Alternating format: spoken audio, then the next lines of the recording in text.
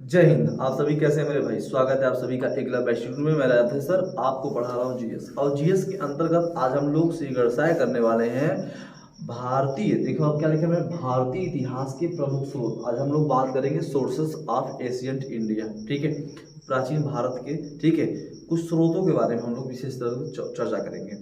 तो प्राचीन इतिहास, जहाँ तक हमने देखा है कि अधिकतर परीक्षाओं में यहाँ से हमें क्वेश्चन देखने को मिलता है, चाहे वो प्राचीन इतिहास हो, ठीक है, मिडिवल हो, ठीक है, मॉडर्न हो।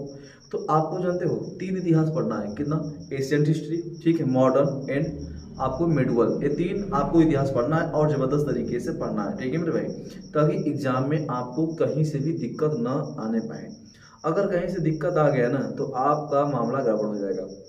तो जितने भी उत्तर प्रदेश पुलिस और एसएससी जीडी और यूपीएसआई के लिए मेरे भाई तैयार हो। प्रेजेंट टाइम में आप देख रहे हो एसएससी जीडी और Uttar Pradesh police, SSC GD तो ऑनलाइन हो रहा है, लेकिन यूपीपी अभी कभी सुन में है, यानी ऑनलाइन होने वाला है 15 दिन के अंदर, ठीक है। ऑनलाइन की प्रक्रिया पूरी हो जाएगी, लगभग 25 से 30 लाख बच्चे उसमें क्या होंगे, अप्लाई करेंगे फॉर्म। तो उनसे मेरे भाई, उनसे हमें टक्कर लेने के लिए हमें मेहनत करना पड़ेगा, बेजोड़ मेहनत, तोड़ मेहनत करना पड़ेगा, ठीक है। तो आज से हम लोग शुरुआत करते हैं, प्राचीन इतिहास की शुरुआत करते हैं और इतिहास की विशेष जानकारी के आज हम लोग शुरुआत करेंगे।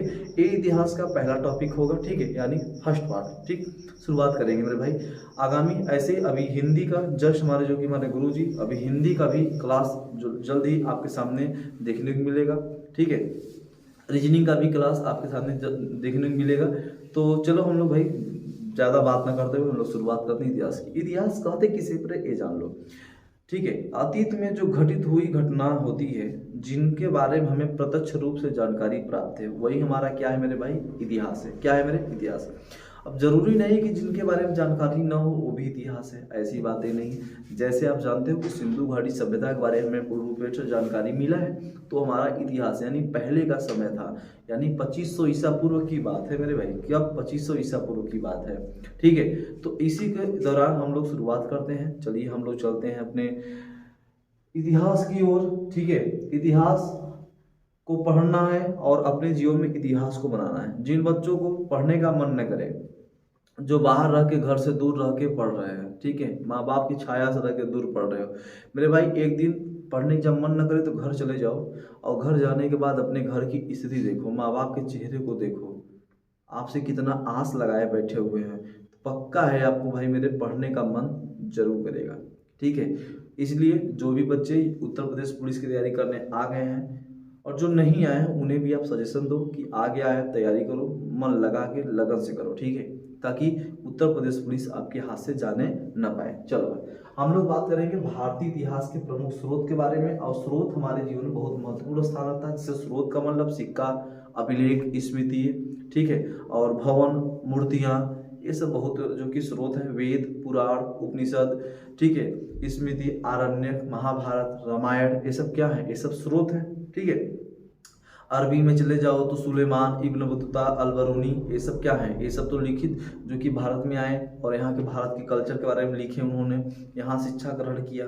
चीनी में चले जाओ, फरहान, वेनसांग, इसिंग, ठीक है, सुंग यून, ये सब भी भारत आए, इन्होंने ज्ञान प्राप्त किया यहाँ के बारे में, ठीक है। यूनानी कितने लेखक यहाँ पे आए, ठीक है, कितने दूत बन के आए। तो मेरे भाई यही सब हमें जानकारी शुरुआत में देखनी है, ठीक है। चलो हम लोग शुरुआत करते हैं, श्री गणसाय करते हैं। हम लोग का क्या है, स्रोत के बारे में। सबसे पहले जानो कि जो सिंधु घाटी सभ्यता, इंडस वैली सिविलाइजेशन, जो मेरे भाई आप ये जानते हो, जो सिंधु घाटी जो सभ्यता है, सिंधु घाटी जो सभ्यता है मेरे भाई, ये हमारे भारत की सांस्कृतिक, हमारे भारत की सांस्कृतिक, ठीक है, सांस्कृतिक जननी कही जाती है। क्या कही जाती है मेरे भाई, जननी कही जाती है। ऐसा क्यों सर? क्योंकि आप जानते हो भारत की जो सभ्यता विकसित हुई है ना, वो सिंधु नदी के तट पे ही विकसित हुई है, ठीक है, इंडस वैली सिविलाइजेशन, और इसे ही जननी कहा जाता है। और दूसरी बात समझिएगा कि भारत को मेरे भाई उस समय में चार भागों में डिवाइड किया गया था। चार भागों में क्या किया गया था, बांटा गया था, ठीक है। इतनी बातें ध्यान रखना। अच्छा दूसरी बात, कौन कौन सा है सर? पहला आप जान लो, ब्रह्मर्षि है, ठीक है, ब्रह्मर्षि। दूसरा क्या है सर? दूसरा है आपका ब्रह्मावर्त, ठीक है। और आपका तीसरा क्या है सर, तीसरा आपका मध्य देश, ठीक है, ये सब के अंतर जो आएंगे वो आपको बताया जाएगा। चौथा आपका आर्य, क्या सर, आर्यवर्त, ठीक है, आर्यवर्त, बात समझ में आया। तो ये चार चीजें आपको चार भागों में उस समय बांटा गया था। तो सर ब्रह्मर्षि किसे कहा गया था सर, उस समय में मेरे भाई जो गंगा था और एक आपका द्विस्व द्वंदी जो था, ठीक है, नदी है, ठीक है, गंगा और द्विस्व द्वंदी जो नदी है मेरे भाई, इनके बीच के भाग को हम लोग ब्रह्मर्षि कहते थे, बीच के भाग को ब्रह्मर्षि कहते थे। ब्रह्मा की बात किया जाए, ब्रह्मावर्त की बात किया जाए तो गंगा और जो यमुना के बीच का जो दोआब क्षेत्र था, जो मेरे भाई जो दोआब क्षेत्र था, ठीक है, जो दोआब क्षेत्र था उनके बीच को ब्रह्मावर्त कहते थे। क्या कहते थे सर, ब्रह्मावर्त का नाम देते थे, ठीक है। अगर मध्य देश की बात करें सर तो आप जानते हो सर, हिमालय से चलो, कहाँ से सर, हिमालय से चलो और आपके विंध्य पर्वत तक चलो, कहाँ से, विंध्य पर्वत कि इन दोनों के बीच के भाग को हम लोग क्या कहते थे सर, मध्य देश का नाम देते थे। क्या देते थे, मध्य देश का नाम देते थे, ठीक है। आर्यावर्त की बात करो सर तो जो आर्यावर्त थे यानी जो आर्य जब भारत में आए, ठीक है, जब ये भारत में आए तो उस समय इसका नाम रखा गया सर भारतवर्ष रखा गया था। सर कैसे रखा गया था ये आप विशेष ध्यान रखना, ठीक है। पहले आर्य कहा जाता था कि ये कहाँ से आए थे सर, ये आए थे सर मध्य एशिया से। कहाँ से आए थे सर, मध्य एशिया से ये लोग आए थे, इतनी बातें ध्यान रखना, ठीक है। तो जब ये लोग भारत में प्रवेश करते हैं तो भारत में प्रवेश होने के बाद भारत का कई बार नामकरण जो कि किया गया था, बदलाव किया गया था। उस बदलाव को मैं अभी आपके सामने लाऊंगा, थोड़ा सा देखिए मेरे भाई कि बदलाव क्या क्या। जैसे कि आप जानते हो कि जो यूनानी लोग थे, क्या मेरे भाई, यूनानी ने इसे इंडोई कहा। क्या कहा सर, इंडोई, ठीक है, इंडोई का नाम दिया, ठीक है। और अगर रोमन की बात करूं सर, रोमन वासियों की मैं बात करूं, इसे कहा गया इंडस। क्या कहा गया, इंडस, भारत को इंडस कहा गया। आप ये जानते हो सिंधु नदी को इंग्लिश में क्या कहते हैं, इंडस कहते हैं। क्या कहते हैं सर, इंडस के नाम से जानते हैं, ठीक है। अगर मैं बात करूं पारसियों की सर, किसकी बात करूं सर, पारसियों ने इसे क्या कहा, आप जानते हो पहले सिंधु नदी था, सिंधु को इन्होंने क्या कहा, हिंदू कहा, और हिंदू से ही क्या हुआ मेरे भाई, हिंदू से हुआ हिंदुस्तान। क्या हुआ, हिंदुस्तान। और इंडोई से क्या हुआ मेरे भाई, इंडोई से हुआ आपका इंडिया। क्या हुआ, इंडस से आपका ये भी क्या हुआ मेरे भाई, इंडिया, ठीक है, जिसे हम लोग क्या कहते हैं सर, भारत देश। क्या कहते हैं सर, भारत देश, ठीक है।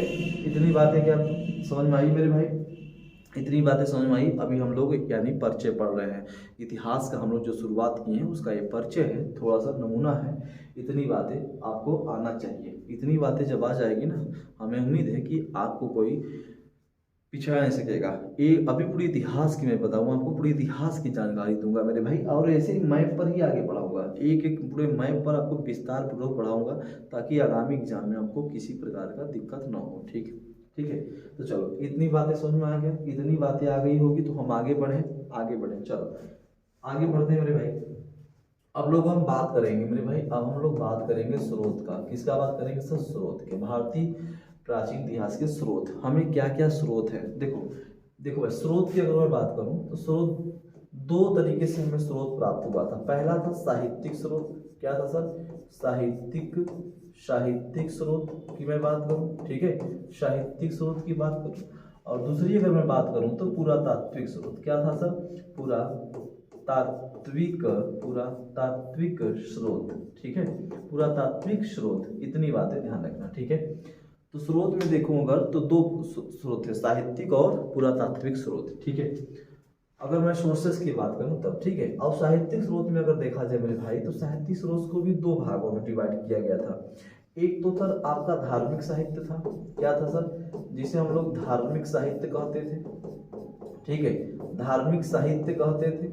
और दूसरा आपका लौकिक साहित्य था। क्या था सर, लौकिक साहित्य का नाम हम लोग देते थे, ठीक है, साहित्य का नाम देते थे, ठीक है। धार्मिक साहित्य और लौकिक साहित्य का हम लोग नाम देते थे। अच्छा, दूसरी चीज समझो मेरे भाई, अगर इसकी मैं बात करूं सर, धार्मिक साहित्य की मैं बात करूं तो इसे भी दो भागों में डिवाइड किया गया था।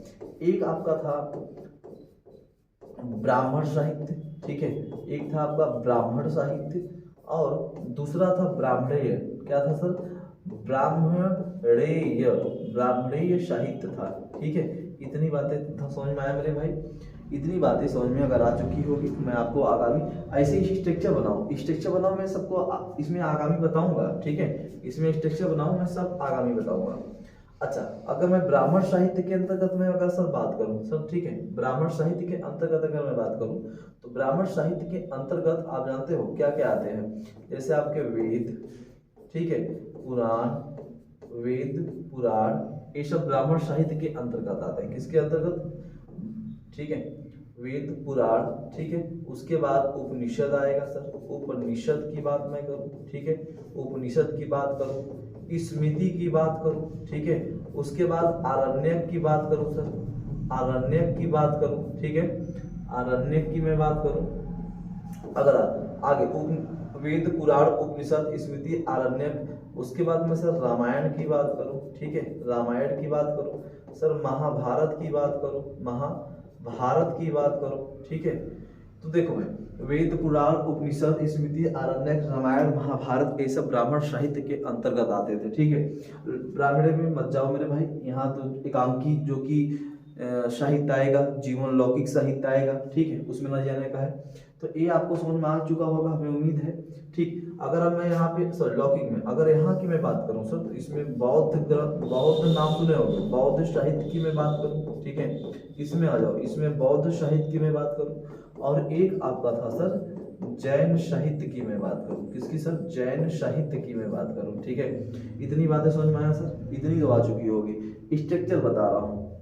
अच्छा, यहाँ पे क्वेश्चन पूछा ब्राह्मण साहित्य के अंतर्गत है या ब्राह्मण साहित्य के अंतर्गत आते हैं, ठीक है, ब्राह्मणीय ये सब पूछा जाता है, ठीक है। अगर सर मैं पुरातात्विक स्रोत की मैं बात करूं, किसकी सर, पुरातात्विक स्रोत की अगर मैं बात करूं तो आप कहोगे सर पुरातात्विक स्रोत के अंतर्गत क्या क्या आते हैं। तो मेरे भाई पुरातात्विक स्रोत के अंतर्गत आप क्या आते हैं, जैसे मान लो मेरे भाई अभिलेख, क्या है आपका अभिलेख आते हैं, ठीक है। उसके बाद आपके आएंगे सिक्का आएंगे, क्वाइन जिसे हम लोग कहते हैं, ठीक है। उसके बाद आपका आएगा भवन आएगा, ठीक। उसके बाद आपके जैसे मूर्तियां, क्या आएगा सर, मूर्तियां आएंगी, ठीक है। उसके बाद आपकी मूर्तियां आएंगी। तो देखो अभिलेख सिक्का भवन मूर्तियां, ठीक है, जिसे स्मारक भी कहा जाता है, चित्रकला, ये सब जो कि देखने को मिला है, ठीक। दूसरी चीज अगर मैं यही बात करूं सर, यहाँ तक की मैं बात कर लूं तो अभी सिंधु घाटी की मैंने बात बता रहा था, तो सिंधु घाटी के अंतर्गत जो सर मैंने बताया है आपको, तो एक चीज विशेष ध्यान रखना मेरे भाई। अच्छा यहाँ पे है क्या, चलो ये चीज मैंने बताया, ये चीज यहाँ पे ध्यान रखना कि जो सिंधु घाटी सिविलाइजेशन था, पहले के इतिहास जानने की अगर जानकारी में बात करूं तो पहले के लोग क्या चित्र देखकर, मूर्तियां बनाकर, भाव चित्रात्मक से लेकर सब कुछ ये देखने को मिलता था, स्मारक भवन ये सब देखने को मिलता था।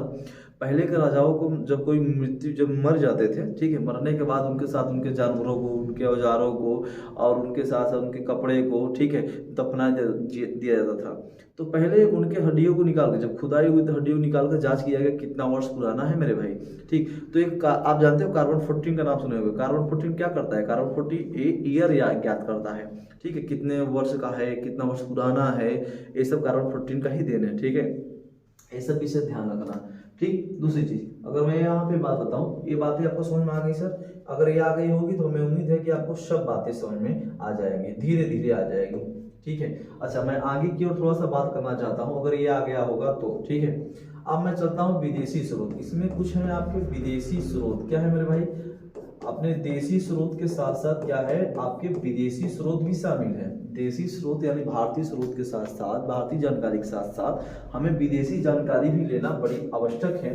तो विदेशी जानकारी में मेरे भाई हमें तीन चीज देखने को मिलता है, एक आपका यूनानी, ठीक है, यूनानी, और एक आपका है चीनी, ठीक है, और आपको देखने को मिलेगा आपका अरबी, ठीक है, अरबी। यहाँ पे हमें लेखक के बारे में देखने को मिलेगा, दूतों के बारे में देखने को मिलेगा, जो यात्रा करने आए हैं उनके बारे में हमें जानकारियाँ देती हैं विदेशी स्रोत, ठीक है। इतना स्ट्रक्चर याद रखना मेरे भाई, ये सब याद रखोगे ना आपको बहुत काम आने वाला है। चलो अब मैं बताऊं, यूनानी में अगर देखा जाए तो आप नाम सुने होंगे, टेसियस का नाम सुने होंगे, टेसियस, ठीक है, टेसियस, टेसियस यूनानी, ठीक है। आप दूसरा नाम सुने होंगे हेरोडोटस, हेरोडोटस का नाम सुने होंगे, किसका सर, हेरोडोटस का नाम सुने होंगे, और ये इतिहास के पिता कहलाते हैं, क्या कहलाते हैं सर, इतिहास के ये पिता कहलाते हैं। इतनी बातें समझ में आया, इतिहास के क्या कहलाते हैं सर, पिता कहलाते हैं हेरोडोटस, ठीक है। दूसरी बात, आओ सर अगर मैं बात करूं, निरियाकस का नाम सुने होंगे आप लोग, इसका सर निरियाकस, ठीक है, निरियाकस का नाम सुने होंगे आप लोग। अच्छा दूसरी चीज, निरियाकस के साथ साथ मैं अगर बात करूं तो आप लोग ये पहला स्थान, ये दूसरा, यहाँ मैं लिख दे रहा हूँ, ठीक है। अरिस्टिबोलस का नाम सुने होंगे, अरिस्टिबोलस का नाम आप लोग सुने होंगे, ठीक है, अरिस्टिबोलस का भी नाम सुने होंगे, अरिस्टिकेरस का भी नाम सुने होंगे। तो निरियाकस याद रखना, ठीक है। निरियाकस किसका था सर? अलेक्जेंडर सिकंदर के समय में था। किसके साथ? सिकंदर का नाम लिख लो यहाँ पे मेरे भाई, सिकंदर के समय में था, ठीक है। इतनी बातें विशेष ध्यान रखना, ठीक। अच्छा दूसरी चीज मैं बताऊं सर, निरियाकस के बाद अगर मैं बात करूं सर तो आएगा आपका मेगास्थनीज। क्या बात करो सर? मेगास्थनीज की बात करो, ठीक है। मेगास्थनीज था, और इन्होंने क्या लिखा था सर? इंडिका पुस्तक। क्या लिखा था सर? इंडिका पुस्तक लिखा था, ठीक है। और ये किसके दरबार में आया था सर? चंद्रगुप्त मौर्य। किसके दरबार में? चंद्रगुप्त मौर्य के दरबार में ये हमें देखने को मिला है, ठीक है। मेगास्थनीज, इतनी बातें समझ में आ गई। चलो सर आगे क्यों मैं बताऊं। अब आ जाओ सर डायनोसिस की मैं बात करूं, डाइमेकस, ठीक है। अगर मैं डाइमेकस की बात करूं, किसकी सर? डाइमेकस, ठीक है। डाइमेकस सर बिंदुसार के दरबार में आया था। किसके सर? बिंदुसार के दरबार में डाइमेकस आया था। इतनी बातें आपको ध्यान, ये सब यूनानी है, सब क्या है? यूनानी। इनसे भी जानकारी हमें, ये हमारे स्रोत हैं, इतिहास के प्रमुख स्रोत हैं, ठीक है। ये सब स्रोत हैं, इतना बातें ध्यान रखना, ये सब स्रोत हैं। दूसरी बात, अगर मैं सर डायनोसिस, ठीक है, डायनीसियस, जिसे डायनोसिस कहा जाता है, डायनोसियस, ठीक है, डायनोसियस, ये सर अशोक के दरबार में आया था। किसके सर? अशोक के दरबार में आया था। इतनी बातें विशेष ध्यान रखना, यूनानी है, ठीक है। और सर दूसरी में अगर बात करूं सर तो आप नाम सुने होंगे टालमी। किसका सर? टालमी का नाम सुने होंगे। और टालमी जो है ये जियोग्राफी के क्या है? जियोग्राफी के ये लेखक माने जाते हैं, पिता माने जाते हैं, ठीक है। कौन सर? टालमी। इतनी बातें समझ में आ रही है? टालमी, ठीक है। टालमी की बात समझ में आ चुकी होगी, तो हमें उम्मीद है कि आपको टालमी समझ में आ रहा होगा, ठीक है। तो सर दूसरी बात अगर मैं सर बताऊं, दूसरी अगर मैं बात बताऊं तो टालमी के बाद अगर देखोगे तो आप एक नाम सुने होंगे, प्लीनी। क्या सर? प्लीनी। प्लीनी, इन्होंने लिखा था नेचुरल हिस्ट्री। क्या सर? नेचुरल हिस्ट्री नामक पुस्तक लिखी थी, ठीक है। नेचुरल नामक हिस्ट्री इन्होंने लिखा था, प्लिनी ने लिखा था, ठीक है। ये बहुत बार क्वेश्चन पूछा गया कि द नेचुरल हिस्ट्री किसने लिखी थी सर? तो प्लिनी ने लिखी थी, ठीक है। तो ये सर यूनानी जो कि स्रोत है हमारे जानने के लिए। इतनी बातें समझ में आ गया सर? चलो आगे अगर मैं बताऊं, अगर चीनियों की मैं बात करूं सर, चीनियों की मैं बात करूं तो चीनी में आप पहला लिख लो मेरे भाई, सुंग यून, ठीक है। सुंग यून का बात कर लो, ठीक है।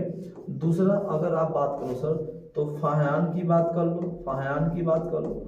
और तीसरा अगर मैं बात करूं सर तो ह्वेन सांग की बात कर लो, ह्वेन, ठीक है, ह्वेन सांग की बात कर लो, ठीक है। और अगर चौथे की बात करना है तो सर इत्सिंग की बात कर लो। किसकी सर? इत्सिंग की बात कर लो, ठीक है। तो चीनी यात्री थे जो भारत में आए, और भारत में आने पे यहाँ के कल्चर के बारे में जाने, कल्चर जानने के बाद पुस्तक लिखे, ठीक है। और लगभग 15 से 16 वर्षों तक इन्होंने अपना यात्रा किया भारत में, ठीक है। अच्छा ये 15 वर्षों तक और ये 16 वर्षों तक नालंदा विश्वविद्यालय में इन्होंने क्या किया था? नालंदा, ठीक है, ये नालंदा विश्वविद्यालय में इन्होंने अपना बौद्ध धर्म शिक्षा ग्रहण किया था। वेद सांग ने, इन्होंने भारत के कल्चर के बारे में लिखा था, यहाँ के बारे में, ठीक है। अगर मैं अरबी की बात करूं सर, अरबियों की बात करूं तो अरबी में सबसे पहले आप जानते हो जिसका नाम है सुलेमान। क्या नाम है सर? सुलेमान, ठीक है, सुलेमान, ठीक है। दूसरा अगर मैं बात करूं अल मसूदी। क्या सर? अल मसूदी, ठीक है, अल मसूदी की मैं बात करूं, ठीक है, सुलेमान अल मसूदी। अगर अगले की मैं बात करूं सर तो अल बरूनी। क्या सर? अल बरूनी, ठीक है, अल बरूनी की मैं बात करूं तो अल बरूनी, सुलेमान और अल मसूदी। और एक चीज और ध्यान रखना में, इब्न। क्या सर? इब्न बतूता, ठीक है, मोहम्मद बिन तुगलक के दरबार में आया था 1333 ईस्वी में, इब्न बतूता, ठीक है। तो ये क्या है मेरे भाई? ये अरबी लेखक है, अरबी यात्री जो भारत में आए थे, अरबी है जो भारत में आए थे। क्या इतनी स्ट्रक्चर आपको समझ में आया? अगर इतना बातें समझ में आ चुका होगा तो हमें उम्मीद है कि ये आपको आसानी से समझ में आ जाएगा, ठीक है मेरे भाई। चलो थोड़ा सा और छोटा कर देते हैं, ठीक है। इतनी आप बातें समझ में आ चुकी होगी तो हमें उम्मीद है कि आपको ये बातें समझ में। अच्छा अब हमें पढ़ना क्या है सर? अब हमें पढ़ना है, अगर ये चीज़ हम जान चुके होंगे तो हमें पढ़ना है पुरातात्विक स्रोत।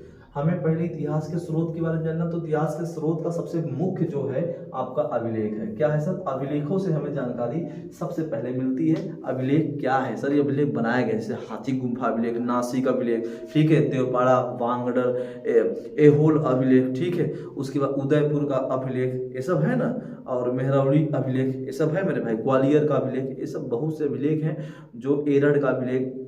तो इन सब अभिलेखों से हमें अतीत के बीती हुई घटनाओं के बारे में जानकारी मिलती है, साक्ष्य मिलती है कि पहले का कल्चर भारत का कैसा था और अब का कल्चर भारत का कैसा है, ठीक है। तो हमें पहले के बारे में जानकारी हासिल अगर हुआ है तो इन सभी से अभिलेखों से, सिक्कों से, भवन से, मूर्तियों से, स्मारक से, चित्रकला से, जैसे, ठीक है, इन सब जैसे से हमें अतीत के बीती घटनाओं के बारे में जानकारी हासिल हुआ है। इतनी बातें समझ में आ रही मेरे भाई, ठीक है। चलो हम लोग अभिलेख की करते हैं शुरुआत। किसकी करते हैं सर? अभिलेख का करते हैं हम लोग शुरुआत। चलो हम लोग करते हैं अभिलेख की शुरुआत। किसकी सर? अभिलेख। हम लोग अभिलेख का करते हैं शुरुआत। सर अभिलेख की अगर मैं बात करूँ सर, तो अभिलेख होता क्या है सर?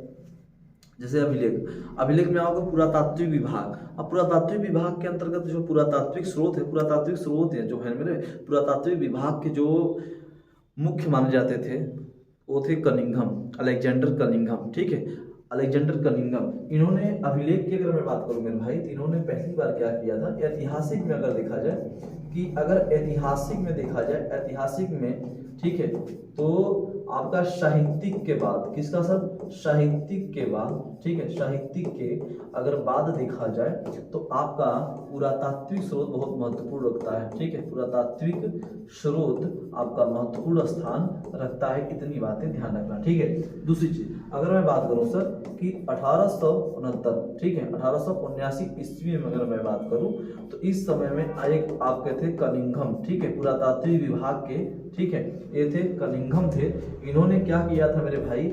मौर्य काल, ठीक है, अगर मैं बात करूं सर कि मौर्य काल और उसके बाद इन्होंने गुप्त काल, ठीक है, गुप्त काल, मौर्य काल और गुप्त काल के बारे में जो उनके साम्राज्य, वहाँ की विधियां थी, उनको इन्होंने क्या किया था सर? इन्होंने इकट्ठा किया था, ठीक है, इन्होंने क्या किया था? इकट्ठा किया था, यानी कलेक्ट किया था। किसने किया था सर? कनिंघम ने किया था। किसने किया था? कनिंघम ने पहली बार किया था। दूसरी बार अगर मैं बताऊं तो अभिलेख का जो मापा जाता है, जैसे एपिग्राफी, किसमें सर? एपिग्राफी में इसका अध्ययन किया जाता है। किसका? अभिलेख का एपिग्राफी के अंतर्गत किया जाता है। दूसरी चीज अगर मैं बताऊं मेरे भाई कि अभिलेख की अगर मैं बात बताऊं, तो अभिलेख देखो, बहुत से ऐसे अभिलेख हैं जिसे अब तक पढ़ा नहीं गया है, ऐसे बहुत से अभिलेख हैं जिसे पढ़ा गया है, जाना भी गया है, समझा भी गया है।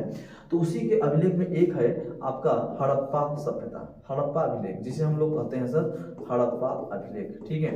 ये जो हड़प्पा अभिलेख है मेरे भाई, हड़प्पा अभिलेख एक भाव चित्रात्मक अभिलेख है, भाव चित्रात्मक, ठीक है, चित्रात्मक अभिलेख है, ठीक है, जिसे आज तक पढ़ा नहीं गया है, जिसे आज तक पढ़ा नहीं गया है। ऐसा क्यों? ऐसा कौन सा अभिलेख जिसे नहीं पढ़ा गया? तो इंडस वैली सिविलाइजेशन का अभिलेख जो है आज तक पढ़ा नहीं गया। क्यों? क्योंकि वो भाव चित्रात्मक अभिलेख था, भाव से अपना चित्र बनाया गया था। जैसे मैं बताऊं कि मेरे भाई ऐसे ऐसे मैं बना, ऐसे ऐसे ढेर सारे पत्थरों पे ऐसे ऐसे बना दो, ठीक है, ढेर सारे, भाव से मन कहीं और बन रहा है, ठीक है। तो ये बताओ, 1000 बार जब ये पत्थर मिलेगा तो लोग इसे क्या समझेंगे? पढ़ने के लिए परेशान कि लिखा क्या है, क्या लिखा है, परेशान हो जाओगे। तो इसीलिए भाव चित्रात्मक हड़प्पा जो अभिलेख है, सभ्यता की जो अभिलेख है, आज तक नहीं पढ़ा गया है। यही कारण कि क्यों? क्योंकि वो भाव चित्रात्मक था, ठीक है। अच्छा, दूसरी बात जो पढ़ा गया है मेरे भाई, जो पहली बार पढ़ा गया है, अगर मैं देखूं पहली बार जो पढ़ा गया है तो 1837 ईस्वी में बात करूं सर, 1837 ईस्वी में आप नाम सुने होंगे, जेम्स प्रिंसेप का नाम सुने होंगे। किसका सर? जेम्स प्रिंसेप का नाम सुने होंगे। इन्होंने पहली बार क्या किया था सर? अशोक के अभिलेख को पढ़ा था, अशोक के अभिलेख को इन्होंने पढ़ा था, ठीक है, अशोक के अभिलेख को इन्होंने पढ़ा था। किसने सर? जेम्स प्रिंसेप ने क्या किया था सर? पहली बार अशोक के अभिलेख को पढ़ा था, ठीक है, पढ़ा गया। पहला अभिलेख क्या है मेरे भाई? तो आप कहोगे सर अशोक का अभिलेख 1837 ईस्वी में, ठीक है। पहली बार मौर्य काल और गुप्त काल की जितनी भी जानकारी हासिल किसने किया था सर? वो किया था कनिंघम ने। इतनी बातें सुनो, अभिलेखों की बात कर रहा हूँ, ठीक है। अच्छा, दूसरी बात अगर मैं बात करूं अभिलेख की, अगर ही मैं बात करूं मेरे भाई, देखो एक एक चीज को आप लोग विशेष तौर पे जब देखोगे ना तो अच्छा लगेगा, ठीक है। अगर अभिलेख की ही मैं बात करूं तो जब भारत में आर्य आए, कौन आए सर? भारत में जब आर्य आए तो आर्य जब भारत में प्रवेश करते हैं, भारत में जब वे प्रवेश करते हैं तो उस समय का अगर मैं बात करूं तो एक आपका अभिलेख मिला था, ठीक है, आर्यों का अभिलेख मिला था जिसे कहा गया है मेरे भाई भूगर्ज कोई, क्या सर? भूगर्ज कोई अभिलेख, ठीक है, अभिलेख, भूगर्ज कोई अभिलेख। ये कहाँ मिला था सर? जिसे हम लोग कहते हैं एशिया माइनर। क्या कहते हैं सर? एशिया माइनर, ठीक है। एशिया माइनर कहाँ है सर? इसे हम लोग तुर्की का नाम देते हैं। क्या? तुर्की, जिसकी राजधानी अंकारा है। तो सबसे प्राचीन आर्यों की अगर मैं जानकारी की बात करूं अभिलेख की, तो भूगर्ज कोई है जो तुर्की में हमें प्राप्त हुआ था। कहाँ प्राप्त हुआ था सर? तुर्की से हमें ये प्राप्त हुआ था। इतनी बातें क्या समझ में आ गई? हमें कहाँ से प्राप्त हुआ था सर? तुर्की से ये हमें प्राप्त हुआ था। इतनी बातें समझ में आ गई। अच्छा, दूसरी चीज समझो, अगर मैं बात करूं अभिलेख की, तो मेरे भाई ये बताओ, जो सिंधु, जिसे हम लोग हड़प्पा सब अभिलेख या सिंधु अभिलेख के नाम से भी जानो, ठीक है, ये मेरे भाई 2500 ईसा पूर्व है। कितना सर? 2500 ईसा पूर्व है। लेकिन अगर मैं भूगर्ज कोई की बात करूं तो सर 1400 ईसा पूर्व ये है, ठीक है, 1400 ईसा पूर्व। तो सर प्राचीन देख लो है सिंधु घाटी सभ्यता का अभिलेख, ठीक है, हड़प्पा अभिलेख। और 1400 ईसा पूर्व की बात करूं तो भूगर्ज कोई अभिलेख सबसे प्राचीन अभिलेखों में से एक भी माना जाता है, ठीक है। जब भारत में आर्य प्रवेश करते हैं तब इसका जानकारी हमें हासिल होती है। इतनी बात है कि आपको समझ में आ चुकी मेरे भाई। अगर आ चुकी होगी तो उम्मीद है कि आप इसे नोट भी करते होंगे। अब जब नोट करोगे ना तो आपको इतिहास की अच्छी जानकारी ये मिल रहा है, ठीक है।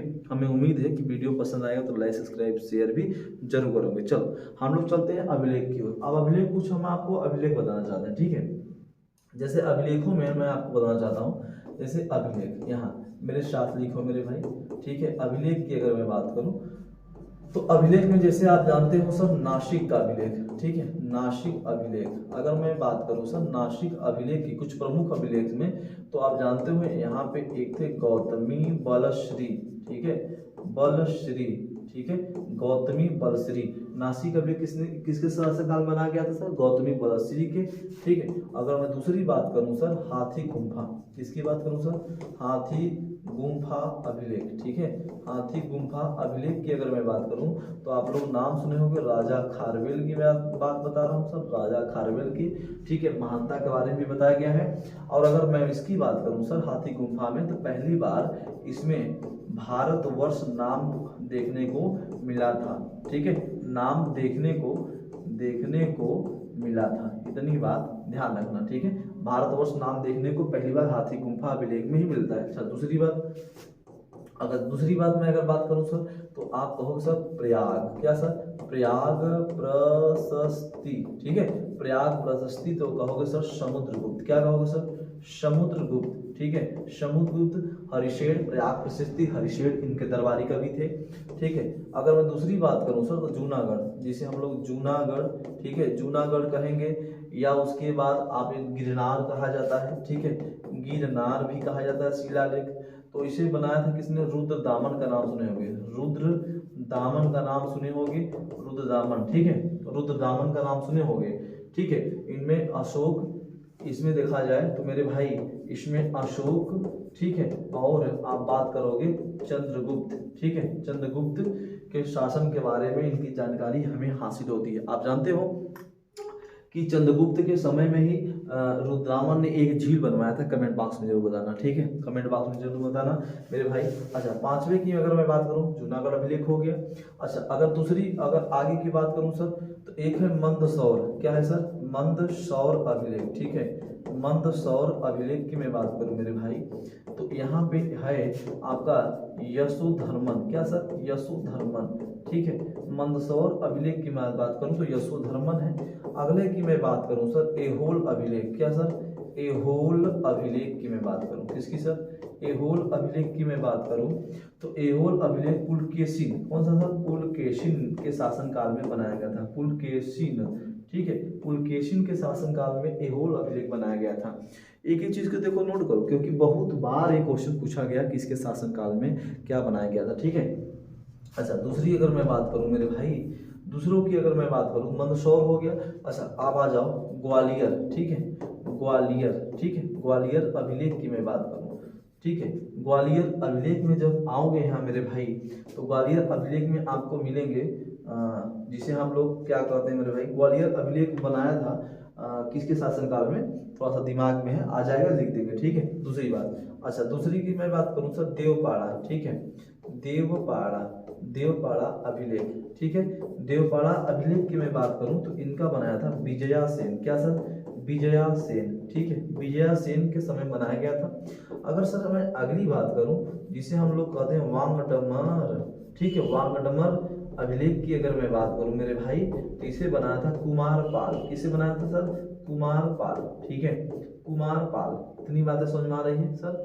अच्छा दूसरी अगर मैं बात करूं सर कि जैसे उदयपुर, क्या है सर, उदयपुर अभिलेख, उदयपुर अभिलेख की अगर मैं बात करूं मेरे भाई, उदयादित्य, क्या सर, उदयादित्य, ठीक है, उदयादित्य, ठीक है, उदयादित्य। इतनी बातें समझ में आए मेरे भाई, इतनी बातें अगर आपको समझ में आ चुकी होगी तो हमें उम्मीद है कि आप सबको समझ में आ रही होगी, ठीक है। अगर मैं एक चीज और बात करूं मेरे भाई, भीतरी अभिलेख, किसकी बात करूं सर, तो कहोगे सर भीतरी अभिलेख किसकी, जिसे हम लोग भीतरी अभिलेख का नाम देते हैं मेरे भाई, तो इसे बनाया था स्कंदगुप्त, किसको भाई, स्कंदगुप्त ने बनवाया था इसके अपने शासनकाल में, भीतरी अभिलेख, ठीक है। क्या इतनी अभिलेख के बारे में समझ में आया मेरे भाई, इतनी आ गई होगी तो मैं उम्मीद है कि आप सभी को अच्छे से हर पॉइंट समझ में आ रहा होगा, आ रहा है मेरे भाई, कोई दिक्कत नहीं हो रहा है ना, तो ठीक है। अच्छा दूसरी बात, ग्वालियर अभिलेख अगर दिमाग में आएगा तो बता दीजिएगा, ठीक है, थोड़ा सा दिमाग में है लेकिन भटक गया है, ठीक है, अक्सर इंसानों से गलतियां होती है। तो चलो इतनी बातें समझ में आ चुकी है। तो अच्छा ये तो अभिलेख, प्रमुख अभिलेखों के बारे में बात हो गई। अब मैं यहाँ बात करूँ शिलालेखों के बारे में थोड़ा सा मेरे भाई, तो आप कहोगे सर शिलालेख के बारे में क्या है सर, तो आप ये जानते हो कि कुछ प्रमुख अभिलेखों से, इन सब से हमें स्रोतों से जानकारी मिलती है हर एक शासक का, ठीक है, शासक का। जैसे आप जानते हो, आप मेरे भाई अगर आओगे केरल अभिलेख में, अगर आओगे किसका सर, केरल अभिलेख में आओगे तो एक आपका मिलता है समुद्रगुप्त का, किसका सर, समुद्रगुप्त, केरल अभिलेख किसने, समुद्रगुप्त, ठीक है, एटा यानी मध्य प्रदेश में, ठीक है। दूसरा अगर मैं बात करूं सर, एक और केरल अभिलेख है सर, किसका, एक और केरल अभिलेख है जिसका नाम स्कंदगुप्त, इसके शासनकाल में एक और बनाया गया था स्तंभलेख, ठीक है, एक और है सर स्तंभलेख, स्तंभलेख, स्तंभलेख की बात मैं करूं तो आप जानते हो सर भानुगुप्त, कौन सर, भानुगुप्त का नाम आप लोग सुने होंगे, और पहली बार इन्हीं के शासनकाल में सती होने का प्रमाण मिला था, सती होने का प्रमाण हमें मिला था। सती प्रथा नाम सुने होंगे कि सती प्रथा होने का नाम यहीं से मिला था, ठीक है। इतनी बातें आपको समझ में आ चुकी होगी तो हमें उम्मीद है कि आपको ये बातें समझ में आ रही होगी, ठीक है। अच्छा दूसरी अगर मैं बात करूँ सर मेहरौली, क्या सर, मेहरौली, मेहरौली की बात करूं तो आप जानते हो सर चंद्रगुप्त विक्रमादित्य, विक्रमादित्य की मैं बात कर रहा हूँ, ठीक है, चंद्रगुप्त विक्रमादित्य की बात कर रहा हूँ। अच्छा हमें शासनकाल से अच्छा है कि तू खुद जान लेगा मेरे भाई। अगर मैं बात करूं सर बिहार स्तंभलेख की मैं बात करूं तो ये भी बनवाया था आपका स्कंदगुप्त, किसने बनवाया था सर, स्कंदगुप्त के शासनकाल में बनाया गया था, ठीक है। अगर मैं सर यहाँ बात करूं बिलशाद स्तंभलेख, या लेख ही याद रखना मेरे भाई, बिलसाद लेख याद रखना, ठीक है। तो चंद्रगुप्त विक्रमादित्य द्वितीय याद रखना, चंद्रगुप्त विक्रमादित्य द्वितीय याद रखना, ठीक है। अगर मैं यहाँ बात करूँ सर मथुरा की मैं बात करूँ, किसका सर, मथुरा की मैं बात करूँ, मथुरा लेख की मैं बात करूँ सर, ठीक है, मथुरा लेख भी बहुत महत्वपूर्ण माना जाता है, ठीक है। कुछ लेख के बारे में विशेष जानकारी ध्यान रखना, ठीक है। मथुरा के बाद अगर मैं बात करूँ सर, मथुरा की अगर मैं बात करूँ तो मथुरा के बाद, ठीक है, केरल हो गया, मेहरौली हो गया, बिलसाद हो गया, मथुरा हो गया, बिहार हो गया।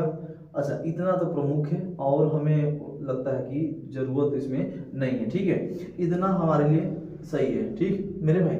इतना तो आ चुका होगा, इतना जब आ गया होगा तो हमें उम्मीद है कि आप सभी भूलेंगे नहीं, आप सभी भूलेंगे नहीं, ठीक है। तो ये सब हमें विशेष जानकारियाँ देती हैं किसके बारे में मेरे भाई, ये हमें विशेष जानकारियाँ देती हैं हमें भारत की अतीत घटनाओं की जानकारी, ठीक है। ये सब स्रोत हैं, ये सब क्या है मेरे भाई, अभिलेखों के सब स्रोत हैं, ठीक है। इन सब स्रोतों से हमें जानकारी हासिल होती है, ठीक है। ये सब नोट करो मेरे भाई, नोट करोगे तो आगामी आपको देखने को मिलेगा, ठीक। चलो अच्छा अभिलेख तो बात समझ में आ चुका होगा। मेहरौली, सब ये सब बहुत इंपॉर्टेंट है सर मेरे भाई, ये सब बहुत इंपॉर्टेंट है। ठीक है, फिर साथ में अगर देखो तो चंद्रगुप्त कुमार द्वितीय, कुमार एक आएगा, कुमार गुप्त आएगा, ठीक है, मथुरा में कुमार गुप्त आएगा, ये सब बहुत से इंपॉर्टेंट हैं। ठीक, तो ये सब हम थोड़ा सा जानकारी दे रहे हैं और ये सब स्रोत हैं। अब चलो स्रोत के अंतर्गत हम दूसरा स्रोत देखेंगे, हम लोग कहेंगे सर सिक्का। क्या बात करेंगे सर? सिक्का की बात करेंगे। किसकी सर? सिक्का। ठीक है, जिसे हम लोग क्या कहते हैं सर? क्वाइन, एशियंट क्वाइन की बात करेंगे, एशियन सिक्के की मैं बात करूंगा सर। ठीक है, अभिलेख के बाद सिक्का हमारे अतीत घटनाओं की जानकारी देने में सबसे ज्यादा प्रमाणित हुआ है। ठीक, दूसरी बात, सिक्का प्राचीन, जैसे प्रेजेंट में सिक्का चलता है ना सर, पहले भी सिक्का चलता, सोने का, चांदी का, तांबा का, कांसे का, ठीक है, प्रोटीन का, ये सब चलता था ना मेरे भाई सबसे अधिक। अच्छा, सिक्कों पे अंकन भी करवाते थे पहले, जैसे अब वर्तमान महात्मा गांधी का, ठीक है, अलग अलग प्रकार के जो अंकन हो रहा है, पहले भी लोग अपना अंकन करवाते थे, अलग अलग प्रकार के अंकन, जैसे भीमकंडी फिशेस जो था शिव का, ठीक है, उसके बाद सातकड़ी के जलयान का बात करो, ठीक, ये सब है ना। समुद्रगुप्त की बात करो तो बीड़ा बजाते हुए अपने आप को दर्शाया है, तो सब बहुत महत्वपूर्ण है। तो मेरे भाई यही सिक्के की मैं बात करूं, अगर मैं सिक्के की बात करूं, ठीक है, इनोमेस्टिक न्यूमेस्टिक, ठीक है, अगर मैं इसके अध्ययन की बात करूं सर, किसकी बात करूं? अध्ययन की मैं बात करूं सर, तो आप लोग कहोगे सर न्यूमेस्टिक, इसके अध्ययन का जो होता है न्यूमेस्टिक होता है। ठीक है, न्यूमेस्टिक ही याद रखना, इसका अध्ययन सिक्के का अध्ययन होता है। ठीक है, अगर सिक्के की मैं बात करूं मेरे भाई, क्या? सिक्के की, सिक्का जो होता है सर, ठीक है, पहले जो सिक्का था ना, पहले तांबा का बनाया जाता था, ठीक है, कांसा का बनाया जाता था, सोना था, ठीक है, सोने का, चांदी का, ठीक है, चांदी का, प्रोटीन का, उसके बाद मेरे भाई शीशे का, ठीक है, कागज का, ये सब बनाया जाता था ना मेरे भाई। ठीक है, ये सब बनाए जाते थे। अगर मैं बात करूं कि प्राचीन जो सिक्का थे, प्राचीन सिक्का, ठीक है, प्राचीन सिक्का, प्राचीन जो सिक्के थे उससे पहले हम लोग आहत कहते थे। क्या कहते थे सर? आहत कहते थे। प्राचीन सिक्के को क्या कहते थे सर? आहत कहते थे। और आहत किसने नाम दिया था प्राचीन सिक्के? वासुदेव अग्रवाल। किसने? वासुदेव अग्रवाल की मैं बात करूं मेरे भाई, अग्रवाल की मैं बात करूं, वासुदेव अग्रवाल ने आहत नाम दिया था सिक्के को। ठीक है, इतनी बातें समझ में आ रही मेरे भाई? चलो ठीक है, चलो अब मैं दूसरी अगर मैं बात करूं सर, जो आहत सिक्का है, किन सिक्का? आहत जो सिक्का है, आहत सिक्के को पंचमार्क भी कहा जाता है। क्या सर? पंचमार्क का नाम भी देते हैं। और पंचमार्क किसने कहा था सर? जेम्स प्रिंसेप ने कहा था। किसने कहा था सर? जेम्स प्रिंसेप ने कहा था पंचमार्क आहत सिक्के को। ठीक है, बात समझ में आ रहा है? अच्छा, दूसरी अगर मैं बात करूं सर, आहत सिक्के की बात की अगर मैं बात करूं, तो जो सिक्के पर मेरे भाई, जो सिक्के पर जो अंकन होता था, क्या सर? जो अंकन होता था उसे हम लोग जानते हो कर्षापड़ कहते थे। क्या कहते थे? कर्षापड़ के नाम से जानते थे। ठीक है, जो अंकन लोग करवाते थे सिक्कों पर, जो अंकन होता था ना, कर्षापड़ के नाम से हम लोग उसे जानते थे। ठीक है, इतनी बातें विशेष ध्यान रखना। ठीक, अच्छा, दूसरी अगर मैं बात करूं, दूसरों की अगर मैं बात करूं आगे, ठीक है, सिक्के की ही मैं अगर बात कर रहा हूँ, क्वाइन की बात कर रहा हूँ। ठीक है, तो क्वाइन की मैं बात करूं तो आप जानते हो मेरे भाई कि मौर्य काल में, ठीक है, मौर्य काल में सर्वाधिक सिक्के चलाए गए थे। ठीक है, इतनी एक बहुत बार क्वेश्चन पूछा गया, सर्वाधिक सिक्का चलाया गया था, सर्वाधिक सिक्का ये चलाया गया था। ठीक है, सर्वाधिक सिक्का मौर्य काल में चलाया गया था। किसका था सर?